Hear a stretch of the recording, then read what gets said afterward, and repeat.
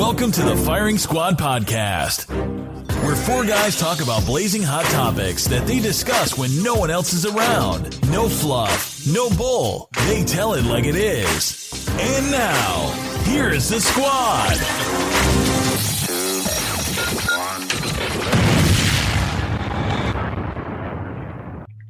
All right, we are back with another special episode of the Firing Squad Podcast. So to make it less, typically I like to let everybody introduce themselves, and we always mess up. But we got a special guest in the studio, not on the phone, but actually in this studio. So this is your boy Lance. Loud, say what's up. It's good. It's good. We got Ham. Yo. Ham and Creekmore. Hey, what's going on with you? And our special guest today, we have Dr. Wes Bellamy. You like the doctor, right? Yeah, I do like the doctor. What's going on? How's everybody? Oh, yeah. Good, you man. work for that title. You gotta. Yeah, We work hard for that, man. We worked hard for that. At least, I've been telling everybody, like, I got to get at least 6 months, man, of the doctor. Like, I just finished. Yeah, for life for sure. But like, yeah, I'm correcting people for 6 months if I don't rock with you like that. I saw that when he was on CNN.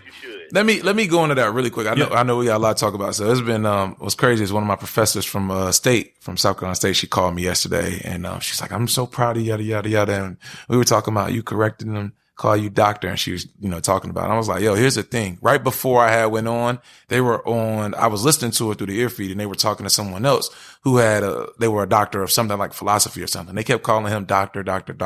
And when you're doing the stuff with CNN, they prep you and they say, "Okay, this is what we're going to ask." And I'm like, "Okay, so what are you going to be called?" I'm like, "Yeah, Dr. Bellamy." They've been calling me Dr. Bellamy all through the pre-interview. And then we get on, they like, "Yeah, Wes." Like, nah, don't slight me and show the love to the others. And also like, yo, I just defended my dissertation the day before everything popped fresh. off. Yeah. And I want, more importantly, for younger cats to know, or just people who are looking and watching that, like, you can be, who want to get into politics or who just want to be leaders in their communities. Like, you can be young. See, I have my chains on. Like, you can, wear Air Max 95s and you can do these different things, but you can still have your doctorate. You can still, become an elected official. Like, it's okay for us to do these things. You don't just have to be a rapper, or like, rappers aren't the only ones who look like this. Yeah. Like, we all can do that. So yeah, give me my just due. Like, yeah, Dr. Bellamy. No, I respected that, because one of the things we talked about in one of our earlier pods is that I think more of us, like black folks in general, should wear our university stuff. Yeah. Because I agree. Because they typically put us in a box where they don't think we're educated. Mm-hmm. And the ones that are not normal. Mm-hmm. So like, by you saying that, it's like, okay, it's not just a dude with some chains. This is a doctor. Right. Like, right. So. And I purposely wore like that kind of attire that day. Now, granted, I didn't know, we was going to be doing all the CNN stuff, but, most of the time people know like I'm wearing my suit, but it's hit or miss. Like, sometimes I wear my suits, or like even today I'm in t-shirt. But you was clean during the town hall with the bow tie. Yeah. The bow tie, man, it's official time. Yeah. Most, it's just, we just like to send different images, because we're not in a box, like, we all don't go to just HBCUs. We all don't just go to PWIs. Like, we all don't just play football. Like, we're a multifaceted group of people. And just because you see us looking a certain way, you don't know what's going to come out of our mouths, because I believe we're the most intelligent group of people on the planet.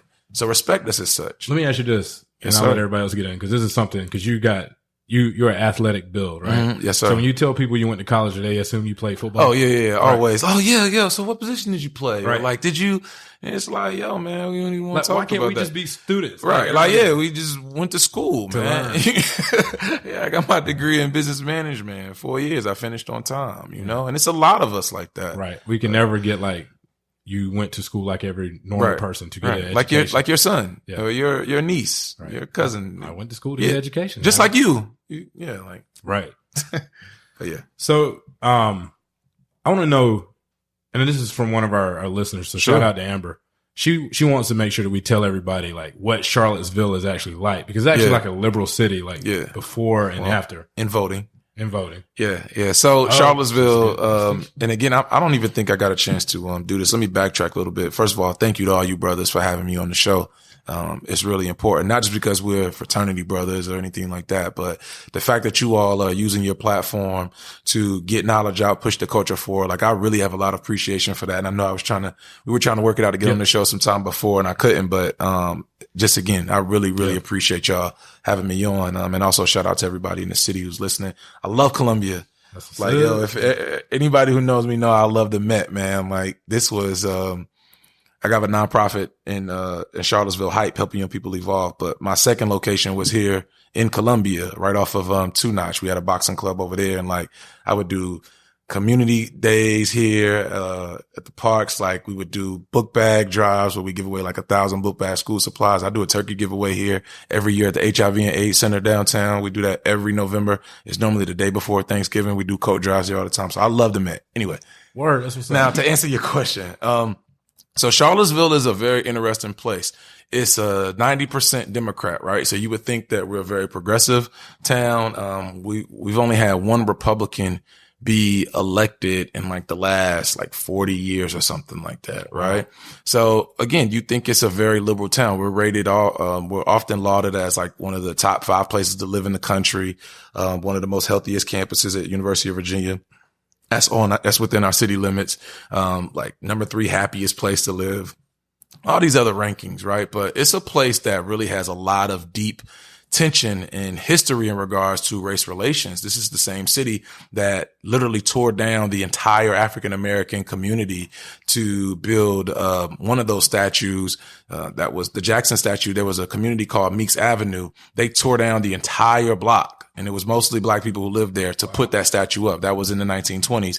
And then also when you look at, this is also a place where we have Vinegar Hill, very similar to Black Wall Street in Oklahoma, where we had black businesses, black banks, black schools, just a concentration of black wealth, black home ownership, just people, doing and surviving, doing what they have to do, as well as an African-American majority. See, African-Americans were 52% of the Charlottesville and Albemarle County population up until the mid 1950s. Wow. So that whole neighborhood, Vinegar Hill, was decimated for urban renewal to build this quote unquote new downtown. Yeah. So when you think about not only that too, those are 2 pieces.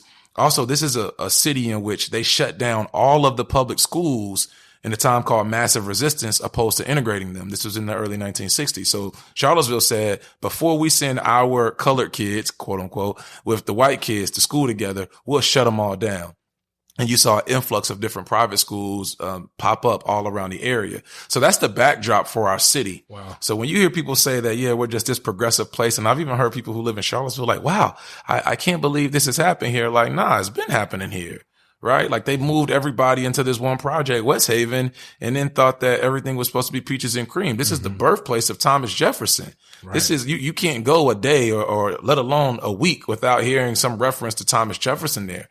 An individual who's been lauded as a founding father of the country, but still the same person who raped his slaves, right? Sally Hemings, like her niece is a good friend of mine.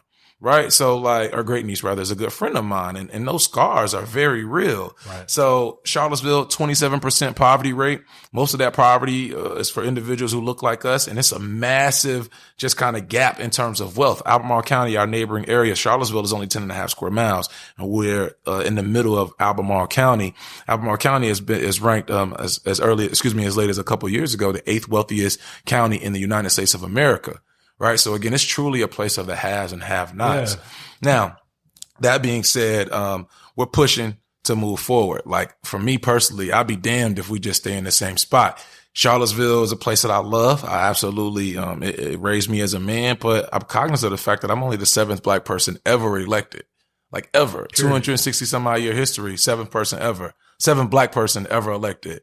Youngest ever. So tell us about that though. Like, how did that happen? Like, what made, cause you were getting your PhD. Yeah. And then you wanted to run. Nah, before that. So, even before EDD, not, PhD, excuse me. So like, before I got my doctoral degree, I moved to Charlottesville in 2009. Literally, we coming up on a year now.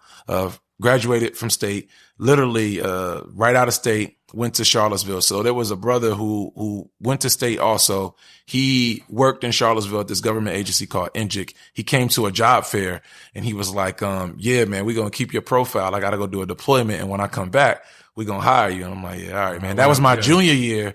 And lo and behold, though, senior year, that next year, he wound up hitting me up. Long story short, I wound up getting a job. I thought that I was going to move to Columbia or Greenville or Atlanta. My daughter was about to be born, but, as the Lord has it, man, he said, yo, you gotta go to Charlottesville. And I didn't know a soul there. I didn't know anybody. And my cousins, packed the U-Haul up. They packed up my apartment. One cousin I drove the U-Haul. One cousin drove my car. The other cousin drove his car so they could get back. And they dropped me off and like, yo, you good? And I'm like, I'm straight, man. We just gonna make it work. And, a lot of prayer, more prayer, and very isolated when I first got there because it's only a city with 19% African Americans. Wow. And then the county is only 10% African Americans. So I literally was stopping every black person that I saw, like, yo, where are the black people? And that's a common theme that you hear from people who move there. Like a lot of the African Americans are kind of tucked off that by design. The neighborhoods are designed in which you won't see them. None of the public housing sites are on the main roads, right? So like you have to know where to go in order to see them. And then even the traditional African American neighborhoods that aren't quote unquote public housing sites where, you have some black wealth, they're not easily found. Right. So you have to find them like through the churches or talking to different people. Gotcha. It's a city that we only have one black owned restaurant. That's it. One in the city. Mel's Diner. Mel fed me literally the first 3 months of me living in Charlottesville. Every day, 7:00, he had a meal ready for me because he knew I didn't know how to cook. He knew I was new to the area. That also defines Charlottesville, right? Like it's a real hometown place. Wow. There's another like mother of the community, Miss Joy Johnson. Every Saturday, I know for at least a year, she made me fish sandwiches like every Saturday. Like, yo, just come through the house. Cause she lived in the neighborhood. She lived in the hood. She lived in West Haven, and she would be like, yo, come through. We'll make you fish sandwiches, and, we just talk. I like to hang out there. I wound up spending a whole lot of time in West Haven with the kids, just being in the community, being around the way, because that's a place I felt kind of at home.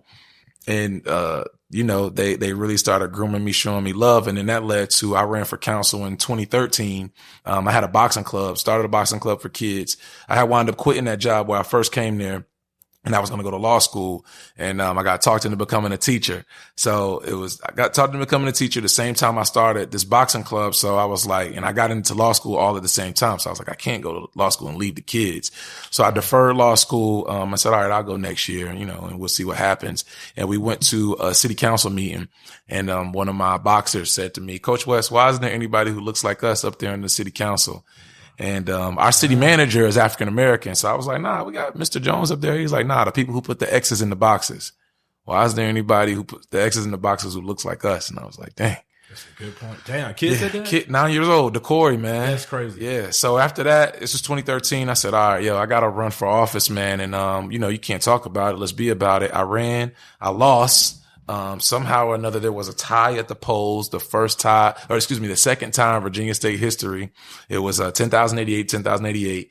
And somehow or another, a few days later, we found out there was a voting malfunction at one of the precincts, and all 5 of the ballots went to my then opponent. So I lost that election by 5 votes. That was 2013, but it was all good. I wasn't ready really at the time. I was really just trying to do something. So we took 2 years, built a lot more bridges in the community. In Charlottesville, we have elections every 2 years, but they're 4-year terms. So there's always an election cycle coming. Got you. So I won the next election. I ran again in 2015, highest vote getter, became vice mayor literally, right after I won the election. We appoint our own mayor and vice mayor. So became vice mayor and hit the ground running, and, we'll get into some of the other stuff later. I've been talking a lot, so I know I got questions. Well, how old are you? I just turned 30. Well, excuse me, not just turned 30. I turned 30 last year. I'm about to turn 31. Dang, so young. That's crazy. Yeah. Good crazy, though. God is good, man. God is good. And then one thing you said interesting is that you wasn't ready.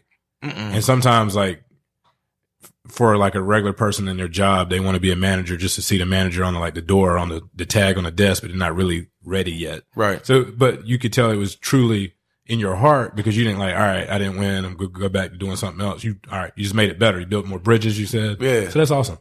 Yeah. Well, we had a lot of work to do, man. I was immature. I'm sure, we'll get to the tweets and all of that. But like, I was still very, just young, man, just a young man, like still growing up, you know, I was still coming back and forth to Columbia, like still running around, like still not truly understanding what it is to be a community leader, just growing and learning. And then during that 2-year time frame in which I didn't win, like there was just a lot of growth, just learning about zoning, learning about different neighborhood practices, learning about can you make a budget, do what you needed to do. And then just learning to be a